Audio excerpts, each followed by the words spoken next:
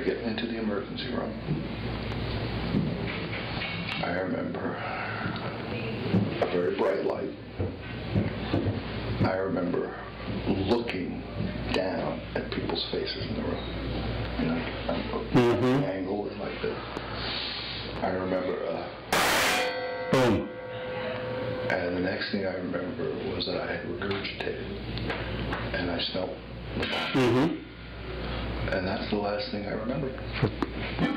Boom. Done. Okay. When I woke up 3.5 weeks later, I had all these weird memories. You know, they were, and I guess during this 3.5 weeks, they had to tie me down. They had to do tons of things, you know, because of all the medications and stuff I was on. I was convinced they were harvesting my organs. You know, wow. At one point, I was below the floorboards of this old house in a little crawl space, and I couldn't get out. Another point, I was very high on the top of this castle. My wife Terry came, and I was in a wheelchair, and she wheeled me down this circular staircase and out into the beach. It's really weird. Wow. Weird things. You had some really vivid. Oh, very vivid. Man. I was unbelievable. I mean, most of the stuff I hadn't told you. And then, you know, then I woke up and Terry was there, and I spent another 2.5 weeks in ICU. And then they took me out and put me in a room, and the guy next to me, they're getting ready to put a pacemaker defibrillator into my chest. And the guy next to me had a pacemaker defibrillator. All of a sudden, his defibrillator's going off. They're screaming, everybody's screaming code blue, you know, noise cards. Yeah. I crawl out of the room. I crawl out of bed. I crawl down the hall of the hospital. Literally, crawl on the floor. You're getting out of there. Let's get out of there. Into the waiting area. Terry's there. And I'm lying on the floor. You know, it was unfucking believable. And then I got home. Terry was terrified. I mean, just think that today is the last day you make any money. How long would you last? Not long. How long would you Not long. Yeah, I got to keep going. Yeah, I get a wall. There was a day finite. You know, I mean, I was with Shipley, who's the former CEO of Chase Davy Morgan. Okay. I was one of the first 25 people in the stock plan at the bank. And my buddy just retired. And which bank? It was Chemical, but it's now J.P. Morgan. Right. And Chemical was the acquirer of everybody.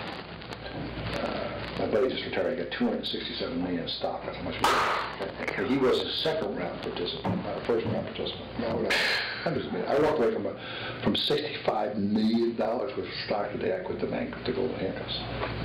Because money, you know, money's important, but it's not. It shouldn't consume you. You know, life consumes you. Your family consumes you. Enjoyment should consume you, in my opinion.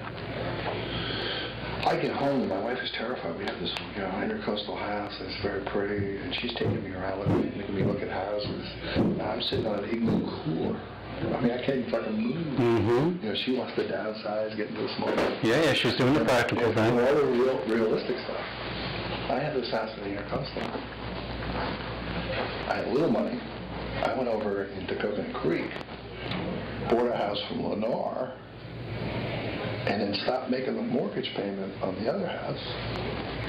I get a buyer who wants to do a, 430 swap? I'm not familiar with that. An IRS swap. Right. I raised the price at the closing because I got the guys by the fucking balls, because otherwise he has to pay taxes. You know, 1031. 1031. Yeah. And I raised the price $50,000 at the closing. He had no choice. Because he had declared and time was up. Right. Boom, done. Because you have to use your money. Yeah. And we cashed out a fair amount of cash. Right. That enabled us to stay in this house in Alexandria. And, you know, I lived in this lazy boy chair. Didn't do shit. Yeah. It was pretty fucking crazy. And then... So how I really felt that I was going to die. Thank you. I really felt that, you know, it took me about 3 years to get on the transplant list. really hard to get a cardiac transplant. There's only 4,000 people. So you had not been transplanted at that time? Oh, okay. My ejection fraction was about 8%. All right. And I thought I was going to die. Yeah, you were barely hanging on. One of my best friends was the chairman of the board of TMC, which is? Medical Center in Houston. Okay. Number one, it's where Jarvik is and all those guys. Right. I mean, Debaki called me. I sat on the phone talking to Debaki because he's getting ready to do an external heart. And it was an FDA trial, and I was going to be the guinea pig because of my buddy at TMC. Mm-hmm. And I got the call from my heart a week later, so I knew how to do that. But Terry got downsized from her job,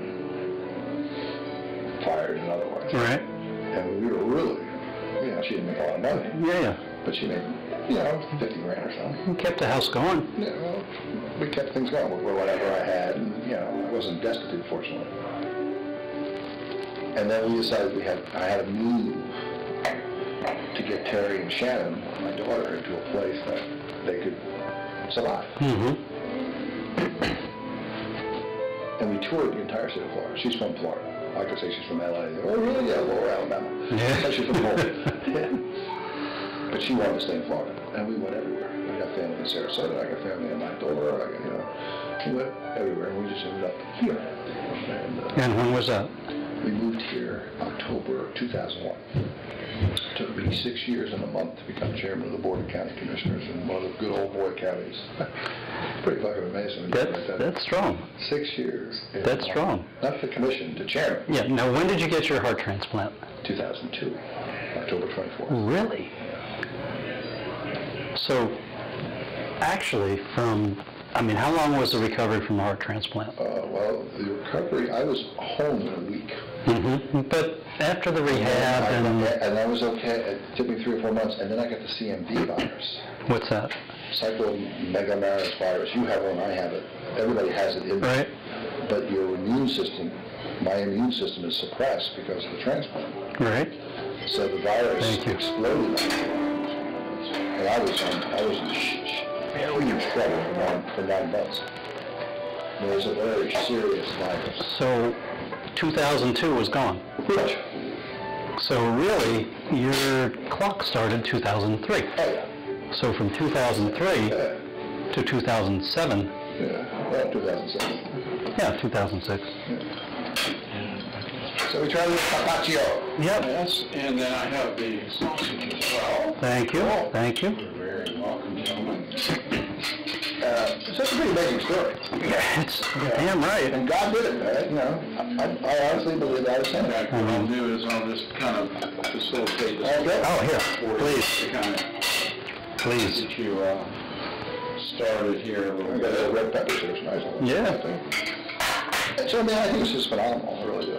And then my wife, Terry, because of all the medical stuff that we went through, went to FCGJ, got her RN, Right.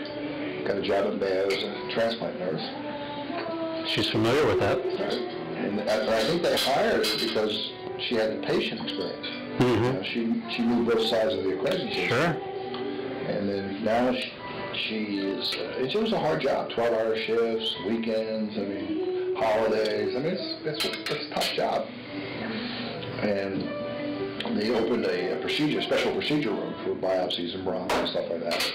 And it was an experimental basis to see if it was going to work out or not. And then the room went permanent, and she got that permanent assignment. So she works 3 days a week. She doesn't have to work weekends. She doesn't work the holidays anymore. Nice. It's crazy. Nice. And now she's just moved to over here to the new Mayo. That's a nice facility. Yeah. Well, it's also a simple commute for her. We live right on A1A. Yeah. It's 8 minutes later, she's there. There's no traffic because she's the first exit off of JTB. That's not. How far down do you live? We live just north of Michler. Okay. Right by the beach. Yep. Michler is actually the southern border of my district. And I actually lost Ponte Vedra by 107 votes. But if you take South Ponte Vedra, then I won by So you had strength in South Ponte Vedra. I carried every district in District 3. Right. I carried every district in Jim Bryant's district. Okay. I carried 50% or 60% of Hastings area. I lost contributed by 107 votes. My biggest loss was in the Northwest where I live, 55-45. Why was that? Because I took it for granted. I didn't campaign Okay, there. you didn't campaign. Got it. I figured that, my rep there was strong enough Yeah. that I didn't have to do it. Do you have any cocktail sauce besides that? I have tomato sauce. Yeah, I'll try that. Certainly. Right, thank you. What's your name? My name is Joe. Joe, thanks. I'm Manuel. Nice to meet you. Very nice to see you. Showing those wines inside and out, I mean, if you come back, you could get a half. I'm talking a lot. I apologize. No, it's a good story. It's pretty wild. It's a wild journey. When we surf, we have a saying, we sit around, we talk story. No. And that way, you get to know, you get to understand. It's got some spice, homely crap. That's good sauce, Good heavens. It's not bad.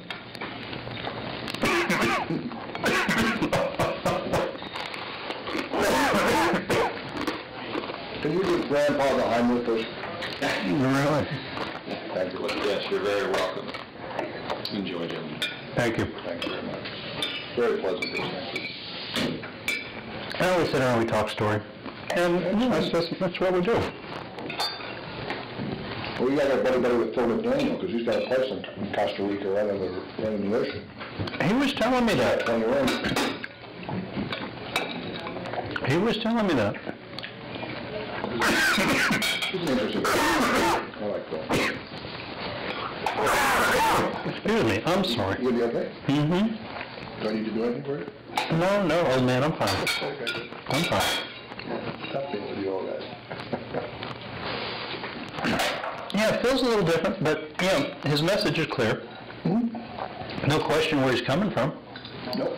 I told him you gotta be calm now. I need you to be calm. He's made his money. Yep, he was in the Shotsky business. Mm-hmm. He's done well. Has oil trucks.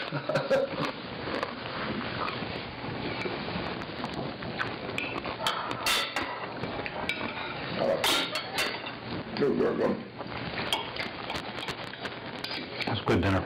I'm going to be up in New York for the last week of August, first week of September. And one of our friends is getting married. Where in New York? In the city or? In the city or? No. Out on the island. Where? At a Sheraton. And where? What town? Oh, Long Island. Long Island is another town. I grew up on Long Island. Where? I don't know. I'll give you the damn invitation. I don't know. My experience with New York City, downtown, Chinatown, with Bob Kingsley, and going to the Ho Ho restaurant. Oh, The Ho Ho very restaurant. good food. So how'd you hook up with Falcone? Tom, I had stopped working because I was done. My wife is a teacher, and what I had made over the years working in the restaurant business, Where were your restaurants? Orlando, Dallas, Miami, and what I'd made out of the golf business, I figured if we were very careful, we'd be okay. Right. With her retirement, and we'd be all right. Well, I spent a little bit here, a little bit there. And Ken Wilson approached me. Wow. I'd known Ken because I bought some land here from Ken. He said, we're going to be out of land real soon. They'd finished, they could see the end of Deerwood. Deerwood was coming to an end. Sure. He knew Kendall was going to be not that big. And going to be eaten up quickly. He said, what do we do? And you got this big chunk down in St. Johns County called Cumber Trust. And it's going to be a bitch. Because you got Rainier. Cumbers don't talk to anybody. or so Ken started courting him in the way he does, and you know Ken. He was very genteel. Very much a gentleman, honest as the day is long. It took about a year and a half, and he finally had the comers convinced that, yeah, it was a thing to do. He brought it back to me, said, okay, I got it, now what do we do with it? And just, I mean, absolutely blind, dumb luck, I knew Wally Devlin. You know Wally, gregarious, fun guy to be around. I was with Wally on Monday. Pardon me? I was with him on Monday. Wally's easy to talk with. Yep, he is. We always talk about doing deals and bullshitting each other. So, Wally, I got this deal. It's here, it's here, it's here. You want to do it? He says, yeah, I want to do it. And so Wally's going down the path of doing it. I figure I need a backup just in case. So I go to a friend of mine at Beezer Homes. So I'm land here. You want to do it? He said, yeah, we want to do it. So at the same time that Wally bails out on me, it's a typical, oh, my dad won't let me do it. Beezer bails out. So miraculously, up pops the Falcon Group. I didn't know these guys. I mean, honest to God, I didn't know these guys from Adam. Who introduced you? Pardon me? Who introduced you? Wally did. No, Wally. He felt bad. And he knew a broker in Orlando who knew them. So up they came. We met in November in Wally's office. They liked the deal. Then from there, in December, we went to Ken's office, and on December 5th, they left Ken with a $5 million deposit check. Wow. Right there. It took an hour. Left the check and walked out. Pretty incredible. Yeah. So from there I figured, okay, these guys are real, and maybe it's worth doing something. Before that, the last gig I had was with the Case Depot out of Montreal. I helped them form a REIT to acquire retail real estate in the United States. That was the last gig. Hadn't found anybody worth working for. So I figured, okay, these guys got money, they move fast, they can probably keep up with me. And there it is. Got to know him. I'm sorry you didn't get to know John Avacius very well. He's a guy you would appreciate. You will see him in another form. Another form, John Avacius, Evan Rabinowitz, Chip Bryan, and John Ginsberg left Falcon. The entire acquisition and development group, the entire cash flow makers, the rainmakers of Falcon, left and formed their own house. I never been in that. Okay. Hempstead, Long Island. Pardon me? Hempstead, where's he from? No, he's, Coral Gables. Is it Coral Gables? Name sounds so familiar. Okay, maybe I don't. And they formed what? They formed their own deal. They've got their own house. Harvest Holdings. Harvest Holdings. Harvest Holdings. Good name.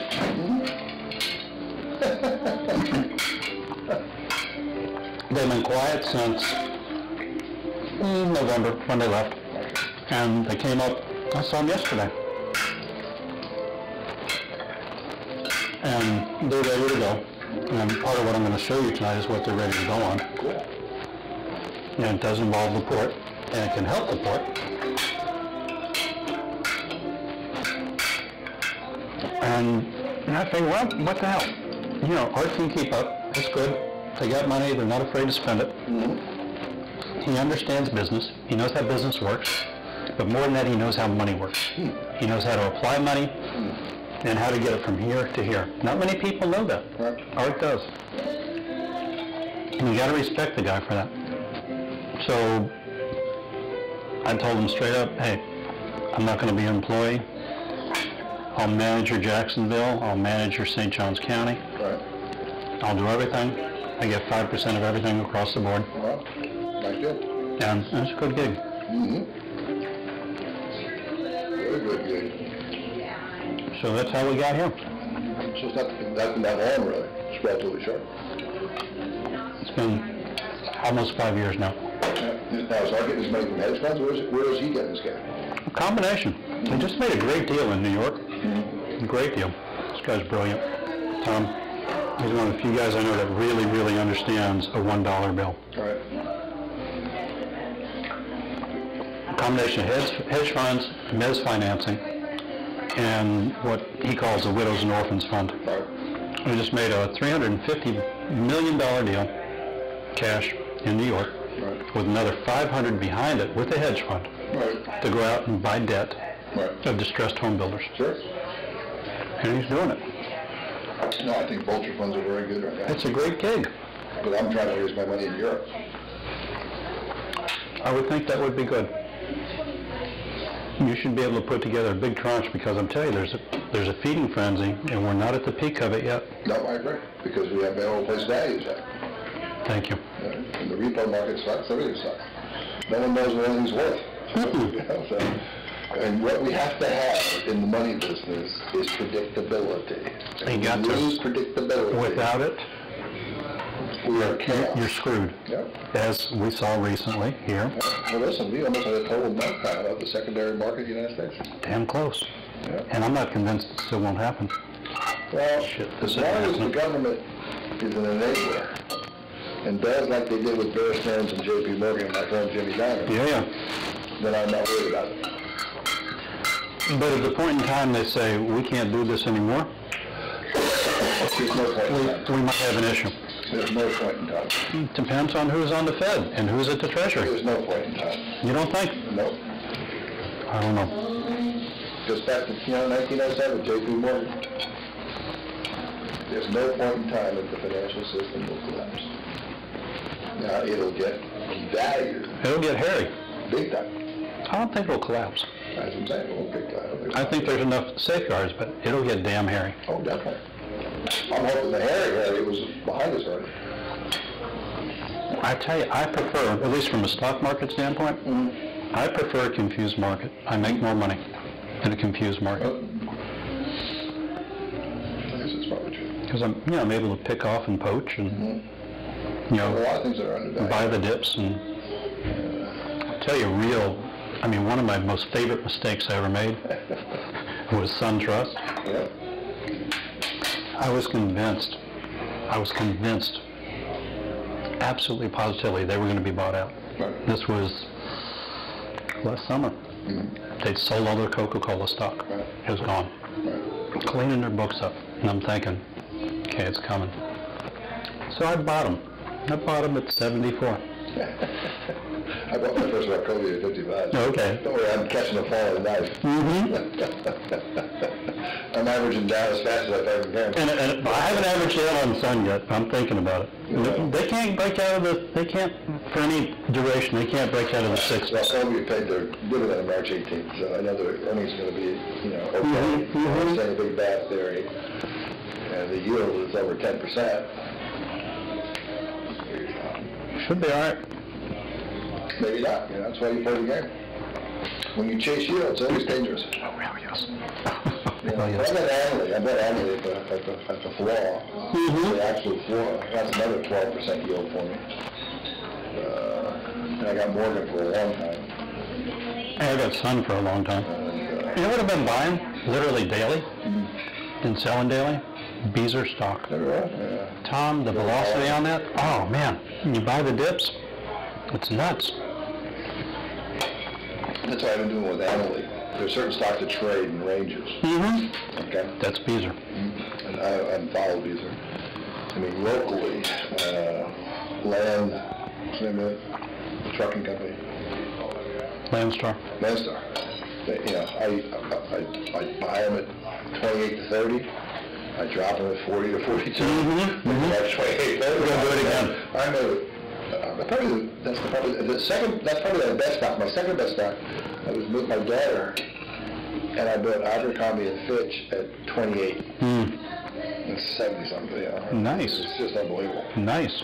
I bought BMY, Bristol Myers, at 22, it's like 40-something today. You know, you buy things under the bad news, and they had all the Vioxx issues and all that kind of stuff. Unfortunately, I took Bristol Myers, but I'm not doing well with that one. I took Fannie Mae when they were down. I rode them up to 30. I sold them too quick. I should have ridden them up to 35. But the reality is, there's never a bad profit. I have never had a bad. I used to own 30 acres in A1A in Ponte Vedra. I bought it in 1978. Mm-hmm. I sold it in 96. And frankly, they needed their cash. Yeah. And no debt on it. I mean, today it would have been worth a lot of money. If you could sell it.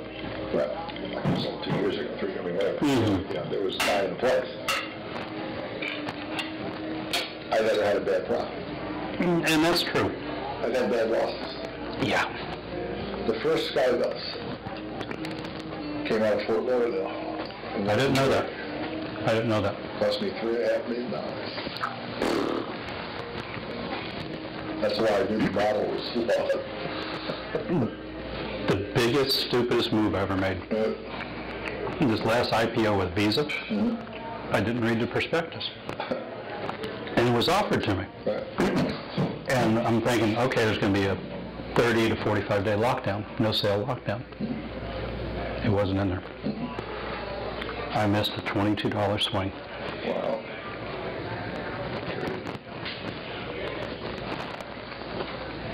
Let's praise the world, you know. Mm-hmm. I formed a company